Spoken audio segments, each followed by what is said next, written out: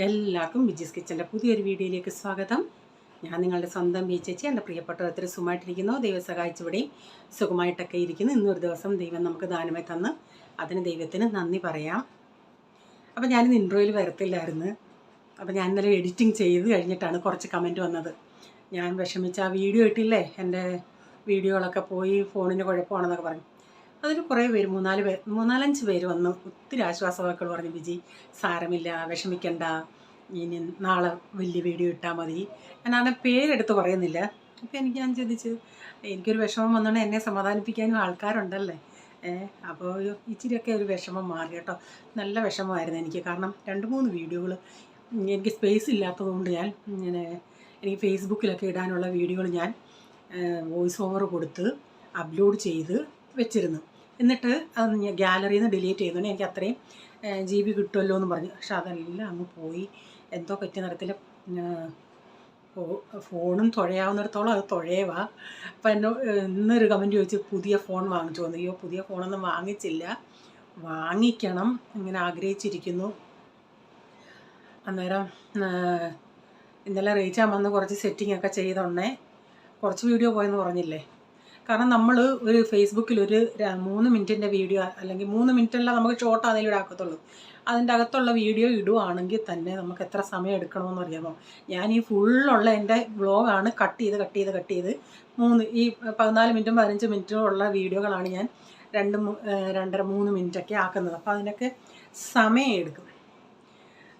ഇപ്പം ഞാൻ പറഞ്ഞില്ല, ഇപ്പം മീറ്റിംഗ് കഴിഞ്ഞിട്ട് ഇന്നലെ ഇതുപോലെ ഞാൻ എഡിറ്റിങ് ഒരു ബ്രെഡ് വാങ്ങിയര്, മുട്ട വേണ്ടാന്ന് പറ. മുട്ടയുടെ കാര്യം പറഞ്ഞപ്പോഴാണ് ചിന്തിച്ചു, ഇന്നലെ ബ്രെഡ് ഒന്ന് ഏക്കി ഒരു ബ്രെഡ് വാങ്ങിക്കാൻ പൈസ വേണ്ടേ. അപ്പോൾ പേഴ്സി അന്നേരം എന്താ ഞാൻ പറഞ്ഞുകൊണ്ടിരുന്നത്, പുതിയ ഫോൺ വാങ്ങിച്ചില്ല, പുതിയ ഫോൺ നോക്കണം. അപ്പം നമ്മൾ ഒത്തിരി സമയം, ബുധനും വെള്ളിയും ഓൺലൈൻ മീറ്റിംഗ് ഉണ്ട് 9 മണി വരെ. അത് കഴിഞ്ഞിട്ടാണ് ഞാൻ ഈ വീഡിയോ എഡിറ്റ് ചെയ്യുന്നത്. അപ്പോൾ അത്രയും കഴിഞ്ഞ ദിവസത്തെ ആ വീഡിയോ ഞാൻ എഡിറ്റ് ചെയ്ത് എത്ര സമയം ഇരുന്നാൽ ഞാൻ എഡിറ്റ് ചെയ്തത്. അത് പോയെന്ന് പറയുമ്പോൾ ഒരു വിഷമം. ഞാൻ മുട്ടയുടെ കാര്യം പറഞ്ഞപ്പോൾ ഇന്നലെ ഞങ്ങൾ 30 മുട്ടയിൽ വാങ്ങിക്കുന്നത്. ഇന്നലെ ഞാൻ ചോദിച്ചാൽ എത്ര രൂപയെന്ന് വെച്ചിട്ടുണ്ടേ, 260. ഞാൻ ഒന്നുകൂടെ എടുത്ത് ചോദിച്ചേ, 260യോ? ഒന്നും പറയുന്നു മുട്ടയൊന്നും കിട്ടാനില്ല. ഞാൻ പറയും വേണ്ടാന്ന്. എന്നിട്ട് ഞാൻ റേച്ചാന് ഫോൺ ചെയ്ത് പറഞ്ഞു, റേച്ച ഇതുപോലെ ഇവിടെ വരുന്ന അങ്ങാർ 260 എന്ന് പറഞ്ഞ് റേച്ചാൻ വരുന്ന വഴിക്ക് അവിടെ ഹോൾസെയിൽ മാർക്കറ്റ് കടയുണ്ട്. അവിടെ നിന്ന് ഈ കൊണ്ടുവരാനുള്ള ബുദ്ധിമുട്ട് കൊണ്ടാണ്. മുട്ടയൊക്കെ ആകുമ്പം നമ്മൾ ഡബ്ബ കൊണ്ടുപോകണം, അല്ലെങ്കിൽ പിന്നെ അവരുടെ ആ ഒരു സെറ്റ് ഉണ്ടല്ലേ, ചിലപ്പം അതും കൊണ്ടുപോയി പിന്നെ തിരിച്ച് വീണ്ടും കൊണ്ടുപോകണമെന്നുള്ള ഇതുകൊണ്ടാണ് അങ്ങനെ ചെയ്യുക. അപ്പോൾ അവിടെ 235 കിട്ടി. അങ്ങനെ അവരുടെ ആ ഒരു സെറ്റിൽ ഇങ്ങനെ ഒരു ഇത് വെക്കുമല്ലേ, അതിനി ഇന്ന് കൊണ്ട് കൊടുക്കണം. രാവിലെ റേച്ചാൽ അങ്ങ് ഓഫീസിൽ പോകുന്നുണ്ടേ തുറക്കത്തില്ല കട, അതുകൊണ്ട് ഇനി നാളെ കൊടുക്കാമെന്ന് വെച്ച്. പിന്നെന്താ, എന്നെ സമാധാനിപ്പിച്ച എല്ലാവർക്കും നന്ദിയുണ്ട് കേട്ടോ, താങ്ക്സ്. പിന്നെ എന്തെങ്കിലും ഇനി ഉണ്ടെങ്കിൽ ഒന്ന് ക്ഷമിക്കണം കേട്ടോ. വാഷിംഗ് മെഷീൻ പ്രതീക്ഷിക്കാതാണ് വാഷിംഗ് മെഷീൻ നമുക്കിപ്പോൾ വാങ്ങിക്കേണ്ടി വന്ന പുതിയത്. പിന്നെ കൊച്ചിൻ്റെ ഫോൺമോൻ്റെ ഫീസ് 1 ഇയറിൻ്റെ മൊത്തത്തിലാണ് കൊടുക്കേണ്ടത്, അല്ലാതെ കിടുവായിട്ടല്ല. പിന്നെന്താ, പിന്നെ ആരാ ചോദിച്ചത് വാഷിംഗ് മെഷീൻ എത്ര രൂപയാണ്? ഞാനത് വീഡിയോയിൽ തന്നെ പറഞ്ഞിട്ടുണ്ടായിരുന്നു. അതിൽ 35 കിടന്നത്, പിന്നെ ഡിസ്കൗണ്ടും അങ്ങനെ കുറേ ഓഫറുകളൊക്കെ അനുസരിച്ച് 27 ആണെന്ന് തോന്നുന്നു. അത്രയായി. ഓക്കെ.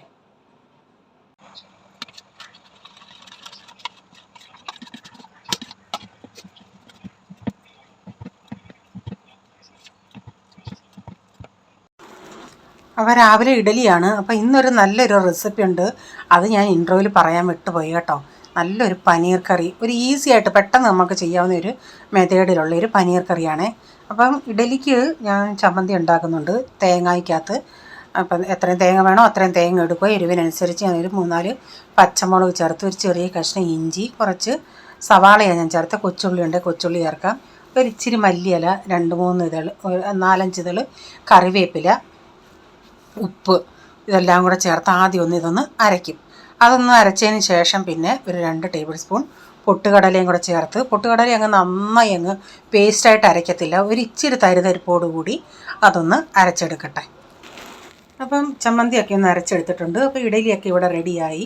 അതൊന്ന് ഇച്ചിരി ഒന്ന് ഞാനിപ്പോൾ ചില സമയത്ത് ഇഡലിയുടെ ഈ ഇഡലി തട്ടിൻ്റെ പുറകു വശം പൈപ്പയിലൊന്നും ഇങ്ങനെ പൈപ്പ് ഓണാക്കിയിട്ട് കുറച്ച് തണുത്ത വെള്ളം ഇങ്ങനെ അതിൻ്റെ പുറകു വശത്ത് ഒഴിക്കും. അപ്പോൾ അത് പെട്ടെന്ന് തണുക്കുന്നുണ്ടെങ്കിൽ ഇഡലി അതിൽ നിന്ന് നന്നായി വിട്ട് വരും. അപ്പോൾ ചായ ഇവിടെ തിളയ്ക്കുന്നുണ്ട്. ഇന്നലെ ചായ തിളയ്ക്കുന്ന കണ്ടോണ്ടെങ്കിൽ മായ പറയുമായിരുന്നു, ചേച്ചി കണ്ടിട്ട് കൊതി വരുന്നെന്ന്. ഈ ഇഞ്ചപ്പുല്ലിട്ട് കുടിക്കാൻ ഒരു പ്രത്യേക ടേസ്റ്റ് ഉണ്ട്. ചിലർക്ക് ഇഷ്ടപ്പെടും, ചിലർക്ക് ഇഷ്ടപ്പെടത്തില്ല. എനിക്കത് ഇഷ്ടപ്പെട്ട്. ആദ്യം എനിക്കൊരു ഡൗട്ടായിരുന്നു എന്തായിരിക്കും ടേസ്റ്റ്, എന്തായിരിക്കും എന്നുള്ളത്. അങ്ങനെ ഇന്നിപ്പോൾ ഞാൻ സാധാരണ രാവിലെ അങ്ങനെ ഒരു ചായ കുടിക്കാറില്ല.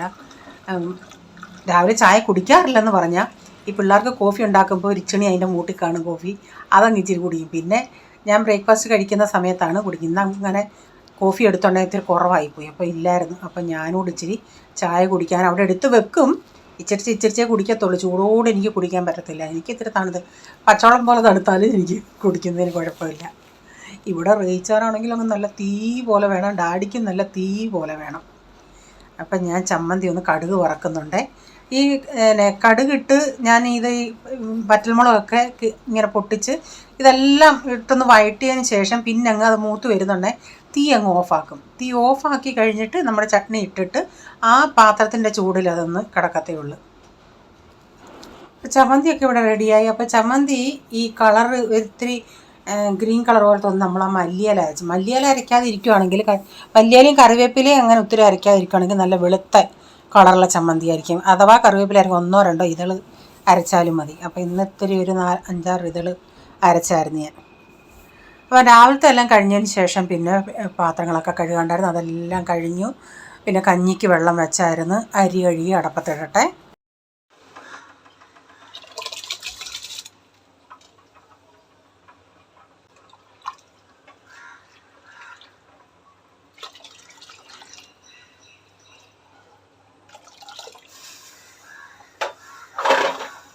ഇവിടെ കുറച്ച് മട്ടർ ഒന്ന് വേവാൻ വെച്ചിട്ടുണ്ട്. ഞാനിവിടെ ഇച്ചിരി ഓയിൽ ഒഴിച്ചിട്ടുണ്ട്. ഒരു ഇച്ചിരി കൂടി അത് ഇച്ചിരി ഒന്ന് കുറയ്ക്കട്ടെ. ഇതിൽ ഞാനിവിടെ ഇപ്പോൾ ഒരു 400 ഇച്ചിരി 450 ഗ്രാമോളം പനീർ എടുത്തിട്ടുണ്ട്. ആ പനീർ മൊത്തത്തിലിട്ടിട്ടൊന്ന് ഇച്ചിരി ഒന്ന് വറുത്തെടുക്കാം.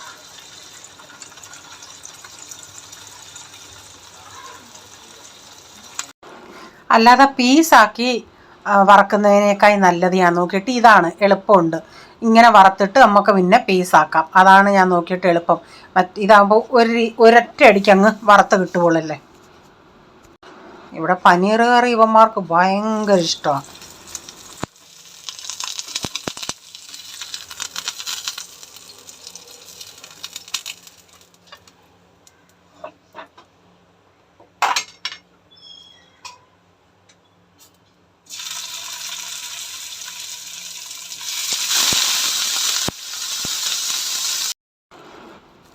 അന്നേരം ഞാനൊരിത്തിരി വലിയ പീസായിട്ടാണ് കട്ട് ചെയ്യുന്നത്, കുഞ്ഞാണി പീസ്.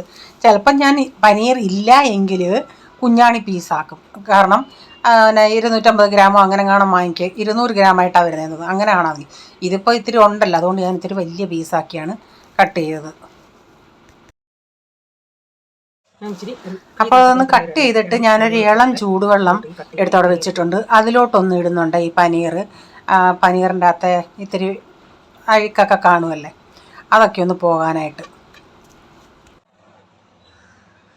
ഇവിടെ ഞാൻ 4 ടൊമാറ്റോ, 3 സവാള എടുത്തിട്ടുണ്ട്, 2 പച്ചമുളകും, ഇത്രയും ഒരു ചെറിയ കഷ്ണം ഇഞ്ചി, ഒരു 2 വെളുത്തുള്ളി. ഞാൻ ഈ സവാളയൊന്ന് കട്ട് ചെയ്തെടുക്കുന്നുണ്ട്. സവാള നമുക്കൊന്ന് വഴറ്റിയിട്ട് നമുക്ക് അരയ്ക്കാനുള്ളത്. അപ്പം ഇച്ചിരി എങ്ങനെ കട്ട് ചെയ്താലും മതി, ചെറുതായിട്ടോ അല്ലാതെ വലുതായിട്ടോ എങ്ങനെ വേണേലും കട്ട് ചെയ്താൽ മതിയേ. ഞാൻ കടായി വെച്ചിട്ട് അതിലേക്ക് ഇത്തിരി ഓയിൽ ഒഴിച്ചിട്ട് ഞാനിപ്പം പട്ട ഇതെന്ന് പറയുന്നത് വെറും കട്ടി കുറഞ്ഞ പട്ടയാണ് കേട്ടോ, നല്ല കട്ടി ഉള്ളതല്ല. അതുകൊണ്ടാണ് ഞാൻ ഇത്ര എടുത്തത്. എടുക്കുകയാണെങ്കിൽ ഒരു വിരൽ വലിപ്പത്തിലുള്ള പട്ട, 2 ബേ ലീഫ്, ഒരു 2 ഗ്രാമ്പു, ഏലക്ക ചേർത്തില്ല. എന്നിട്ട് ആ സവാള ഇട്ട് ഇതിൻ്റെ അകത്ത് ഇട്ടിട്ടൊന്ന് വഴറ്റിയെടുക്കാം. നിങ്ങൾക്ക് വേണമെങ്കിൽ സ്പൈസസ് ഇതിൽ അരയ്ക്കാതെ നമ്മൾ സവാളയൊക്കെ വഴറ്റിങ് എടുത്തതിന് ശേഷം പിന്നെ നമ്മൾ ഈ അരച്ച പേസ്റ്റ് ഇടത്തില്ലേ, ആ പേസ്റ്റ് ഇടുന്നതിന് മുമ്പ് ഇച്ചിരി ഓയിൽ ഒഴിച്ച് നമ്മൾ കടുക് വറുക്കുന്ന പോലെ അന്നേരം ഈ പട്ട ഗ്രാമ്പ് ഇതൊക്കെ ഇട്ടാലും മതി. ഞാനിപ്പോൾ ഇതിൻ്റെ അകത്ത് അങ്ങ് അരയ്ക്കുക. ഇത് ഇപ്പോൾ ഇത് കറിക്കകത്ത് കിടന്ന് കടിക്കുമ്പോൾ ഈ പിള്ളേർക്കൊരു ഇതാണ്. പിന്നെ ഇതിലേക്ക് ഞാൻ ഇഞ്ചിയും പച്ചമുളകും വെളുത്തുള്ളി എല്ലാം ഇട്ടിട്ടുണ്ട്. എന്നിട്ട് അതൊന്ന് വഴട്ടിയെടുക്കാം. അത് ഇത്തിരി ഒന്ന് വഴന്ന് കുറച്ച് കളറൊന്ന് മാറിയണേ ആ ടൊമാറ്റോ അരിഞ്ഞ് ചേർത്തിട്ടുണ്ട്. ടൊമാറ്റോ ഇത് അധികം പുളിയില്ലാത്ത, അതുകൊണ്ടാണ് ഞാൻ 4 എടുത്തത്. പുളി ഉള്ളതാണെങ്കിൽ അതനുസരിച്ച് 3, വലുതാണെങ്കിൽ 2 കാണും എടുത്താൽ മതി. പിന്നെ നിങ്ങളുടെ പനീറിൻ്റെ ക്വാണ്ടിറ്റി അനുസരിച്ചും ഇതിൽ ഏറ്റക്കുറച്ചിൽ വരുത്താം. ഇതിപ്പോൾ ഒരു 450 ഗ്രാം പനീറുണ്ട്. ആ കണക്കിനാണ് ഉള്ളതാണ് ഞാൻ ഈ എടുത്തേക്കുന്നത്.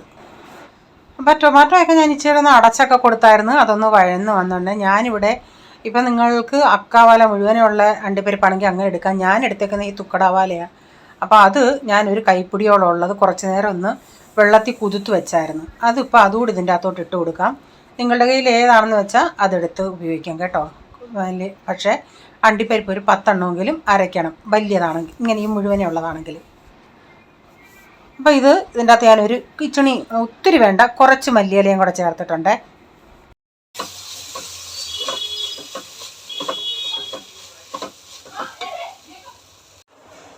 അപ്പോൾ അതേ കടായി, അത് കഴുകാൻ ഒന്നുമില്ല, അതിൽ തന്നെ ഇച്ചിരി ജീരകം,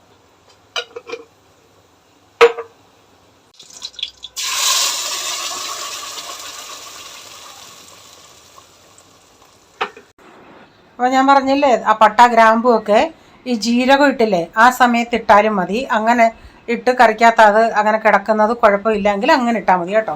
കുറച്ച് നേരം ഇതിൻ്റെ അകത്തിട്ട് ഇങ്ങനെ ഞാൻ ഇളക്കിയെടുത്തു. അതിനുശേഷം ഞാനിതിലേക്ക് ഒരു 1/2 ടീസ്പൂൺ മഞ്ഞൾപ്പൊടി, 2 ടീസ്പൂൺ മല്ലിപ്പൊടി, 1/2 ടീസ്പൂൺ കാശ്മീരി മുളക് പൊടി, 1 ടീസ്പൂൺ ഗരം മസാല, ഇതെല്ലാം കൂടി ഇട്ട് അതൊന്ന് നന്നായി ഒന്ന് മൂപ്പിച്ചെടുക്കാം. അതിൻ്റെ അകത്തെ ഇപ്പോൾ മസാലയൊക്കെ നന്നായി ഒന്ന് മൂത്ത് വന്നിട്ടുണ്ട്. ഇതിലേക്ക് ഇനി ആവശ്യത്തിനുള്ള വെള്ളം ഒഴിച്ച് കൊടുക്കാം. അപ്പം ഞാൻ ഒഴിച്ചതിൻ്റെ അത്രയും ഗ്രേവി നിങ്ങളാക്കിയില്ലെങ്കിലും കുഴപ്പമില്ല. തിക്കായിട്ട് വേണം, കുറച്ചുകൂടെ തിക്കായിട്ട് വേണം, തിക്കായിട്ട് എടുക്കാം. ഞാനൊരു ഇച്ചിരി ഉമാർക്ക് ചപ്പാത്തി, ഈ പിള്ളേരെ പ്രതിയാണ് ഞാൻ ഇതൊക്കെ ചെയ്യുന്നത്. അവർക്ക് ഇച്ചിരി തിക്കായിട്ട് കൊടുത്താലൊന്നും പറ്റത്തില്ല, അവർക്ക് ഇച്ചിരി ചാറായിട്ട് വേണം. അതുകൊണ്ട് ഒരു ഇച്ചിരി ലൂസായിട്ടാണ് ഞാൻ എടുത്തത്. അപ്പോൾ ഉപ്പ് നോക്കിയുണ്ടെങ്കിൽ ഉപ്പ് കുറവായിരുന്നു, ഉപ്പും ചേർത്തു. ഒരു 2 പിഞ്ച് പഞ്ചസാരയും കൂടെ ചേർത്തിട്ടുണ്ട്. എന്നിട്ട് അതിൽ വെന്ത നമ്മുടെ മട്ടർ കൂടി ഇട്ട് കൊടുത്തിട്ടുണ്ട്. ഈ മട്ടർ ഞാനിങ്ങനെ ഫ്രീസറിൽ വെച്ചിരുന്ന മട്ടറാണ്, ഫ്രഷ് മട്ടർ ഉണ്ടെങ്കിൽ അതും ചേർക്കാം. പക്ഷേ അതിങ്ങനെ വേവിച്ച് ചേർക്കണം കേട്ടോ. പിന്നെ ഞാനിതിലേക്ക് നമ്മുടെ പനീർ കൂടെ ചേർത്തിട്ടുണ്ട്. ഇനി ഞാനങ്ങ് തീ ഓഫാക്കുക. ലാസ്റ്റിൽ ഞാൻ ഇച്ചിരി കസൂരി മേത്തി ഒന്ന് ചൂടാക്കി, ഫ്രിഡ്ജിലിരിക്കുമ്പോൾ അത് തണുത്തിരിക്കുമല്ലേ, അത് ചൂടൊന്ന് ജസ്റ്റ് ഒന്ന് നമ്മൾ തവയിലിട്ട് ചൂടാക്കിയിട്ട് ഇങ്ങനെ കയ്യിലിട്ട് ഉരച്ച് ചേർക്കുകയാണെങ്കിൽ പെട്ടെന്ന് അതങ്ങ് പൊടിഞ്ഞ് കിട്ടും. ഇവിടെ ഇപ്പോൾ നമ്മുടെ കറിയൊക്കെ റെഡിയായി. നമ്മുടെ പനീർ മട്ടർ കറി റെഡി ആയിട്ടുണ്ട്. നിങ്ങളൊന്ന് ചെയ്തു നോക്കേ ഈ രീതിയിൽ. അപ്പോൾ പിന്നെ ഞാൻ ചെയ്യുന്നത്, കുറേ നാളായി ഒരു ഏത്തയ്ക്ക, അന്ന് ഞാൻ തോരൻ വയ്ക്കാനായിട്ട് ഏത്തയ്ക്ക വാങ്ങിച്ചു. അപ്പോൾ അത് കഴിഞ്ഞൊരു അവിയലുണ്ടാക്കി, അന്നേരം അതിൻ്റെ അകത്തിട്ട്. അപ്പോൾ ഒരു കാ മാത്രം ഇരിപ്പുണ്ടായിരുന്നു. അപ്പോൾ ഞാൻ ചിന്തിച്ച് ആ കായ എടുത്ത്, അതിൻ്റെ തൊലിയൊക്കെ കറുത്തെങ്കിലും അകം ഒട്ടും പഴുത്തിട്ടോ അങ്ങനെയൊന്നുമില്ല, പച്ചയായിരുന്നു. അപ്പോൾ അത് ഒരെണ്ണമായിട്ട് ഉണ്ടാക്കിയ ഒട്ടും ഇല്ലെന്നും പറഞ്ഞ് ഇച്ചിരി പയറുകൂടെ ഞാൻ കുക്കറിലിട്ട് വേവിച്ച്. ആ പയറൊരു ഇച്ചിരി ഒന്ന് ഇതായിപ്പോയി. അപ്പം ഞാൻ കായ അവിടെ അരിഞ്ഞെടുത്തു. അപ്പം ഇച്ചിരി ജീരകം ഇട്ട് കറിവേപ്പിലയും പൊട്ടിച്ച്, വെളുത്തുള്ളി വലിയതായതുകൊണ്ടൊന്ന് വട്ടത്തിൽ ചെറുതായിട്ട് അരിഞ്ഞെടുത്തിട്ടുണ്ട്. പിന്നെ സവാളയും ചേർത്ത്, പിന്നെ കുക്കറിൽ പയർ ഓൾറെഡി വെന്തതാണ്, ഇനി ഒരു ഇച്ചിരി ഒന്ന് വെന്താൽ മതി ആ കായ്ക്കകത്ത് കിടന്നിട്ട്. പിന്നെ ഇതൊന്ന് മൂത്ത് വരുമ്പോൾ ആവശ്യത്തിനുള്ള തേങ്ങ ഇച്ചിരി തിരുമിയതൊരു ഇച്ചിരി ഉള്ളായിരുന്നു, അതങ്ങിട്ട്. പിന്നെ ഇനിയും തിരുമാനൊന്നും പോയില്ല. പിന്നെ കായ ഇട്ടിട്ട് പിന്നെ പയറൂടെ ഇട്ടെടുത്താൽ മതി. അപ്പോൾ കഴിഞ്ഞ സൺഡേ എനിക്കാണെങ്കിൽ ഈ കപ്പ കൊതിയായിട്ട് ഞാൻ എന്തോ ഇതെന്നോ, ഞങ്ങളുടെ ഇവിടെ അടുത്തല്ല, ഈ പ്രൈസമ്മൻ്റെ സ്കൂളിൻ്റെ ആ ഒരു ഏരിയയിൽ താക്കൂർ കോംപ്ലക്സിലായിരുന്നു തോന്നുന്നു, ഒരു മലയാളി കടയുണ്ടായിരുന്നു. അപ്പോൾ അവിടെ കപ്പയുണ്ടെന്ന് ചോദിച്ചിട്ടുണ്ടെങ്കിൽ അവിടെ സൺഡേ ദിവസം വരേണ്ടിയതാണ് കപ്പ. അന്നേരം പുള്ളി പറഞ്ഞു ഈ ആഴ്ച വന്നില്ല, ഇനി ബുധനാഴ്ചയെ വരത്തുള്ളെന്ന്. അപ്പോൾ ഏത്തയ്ക്ക ചോദിച്ചിട്ടുണ്ടെങ്കിൽ 100 രൂപ ഏത്തയ്ക്ക. അപ്പം വേറൊരു മാടക്കടയുണ്ട്, അവിടെ ചോദിച്ചപ്പോഴും കപ്പയില്ല. പിന്നെ ഞങ്ങളിങ്ങി വന്ന്, നമുക്ക് സത്യം പറഞ്ഞാൽ ഇച്ചിരി കപ്പയും മീനൊക്കെ കഴിക്കാൻ അങ്ങ് കൊതി വരുന്നു. ആയുസ്സിൽ കണ്ടിട്ടില്ലാത്തതുപോലെ നമ്മുടെ ആഗ്രഹങ്ങൾ ഓരോന്നും. അപ്പോൾ ഇവിടെ ഞാൻ ഏത്തക്ക ഇട്ട് കൊടുത്തിട്ടുണ്ട്. ഒരെണ്ണേ ഉള്ളായിരുന്നു, ഒരു 2-3 ഉണ്ടായിരുന്നെങ്കിൽ പിന്നെ പയറിടണം, അല്ലെങ്കിൽ ഈ ഏത്തക്കയുടെ കൂടെ പയറിട്ടാലും നല്ല ടേസ്റ്റാണ്. അപ്പോൾ ഇന്നത്തെ വീഡിയോയിലെ വിശേഷങ്ങൾ ഇതൊക്കെയായിരുന്നു. വീഡിയോ ഇഷ്ടമായെങ്കിൽ ലൈക്ക് ചെയ്യണേ, നിങ്ങളുടെ അഭിപ്രായം കമൻറ്റിൽ കൂടെ അറിയിക്കണേ. സബ്സ്ക്രൈബ് ചെയ്തിട്ടില്ലെങ്കിലൊന്ന് സബ്സ്ക്രൈബ് കൂടെ ചെയ്തേക്കണേ. ഇനി ഒരു പുതിയ വീഡിയോയുമായി വരും വരെ bye. God bless you all. Thank you. Take care. Bye. See U.